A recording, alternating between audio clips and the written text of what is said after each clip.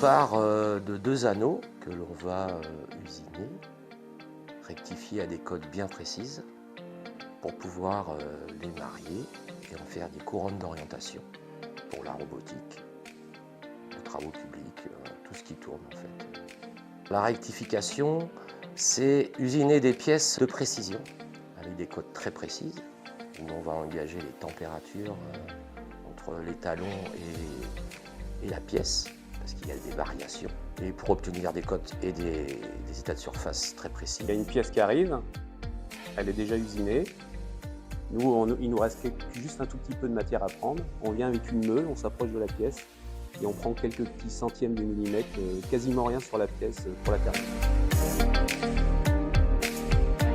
La précision, ça permet que le client ait des pièces de qualité, des pièces de sécurité et qui durent dans le temps. Il y a énormément de pièces différentes, la variété du travail, quoi. On fait des pièces différentes tous les jours, on fait des réglages, on rectifie des pièces pour faire des couronnes pour les machines-outils, pour des scanners, pour des hélicoptères, pour des éoliennes. On travaille aussi pour tout type de machines qui requièrent des couronnes de haute précision. Chez Aerolix, on usine énormément de chemins de roulement. On fait une bague inter et une bague exter. On les appaire avec une haute précision de quelques microns. Ensuite, on envoie les deux pièces, la bague inter et bague exter, au montage.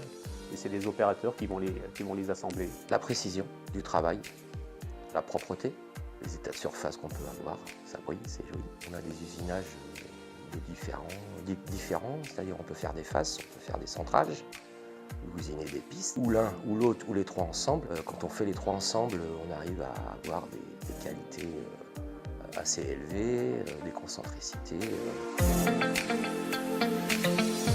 Nous avons une quinzaine de rectifieurs qui travaillent sur environ 7 machines et on recrute tous les ans au moins 3 nouveaux rectifieurs pour assurer la pérennité de ce métier. Le métier de rectifieur étant basé principalement sur de la superfinition, on a besoin de personnes rigoureuses qui manipulent avec soin des pièces qui sont proches de l'état fini. Alors, il faut avoir une bonne concentration, il faut être minutieux. Être calme, aimer la précision, donc être précis dans ce qu'on fait aussi, dans nos gestes.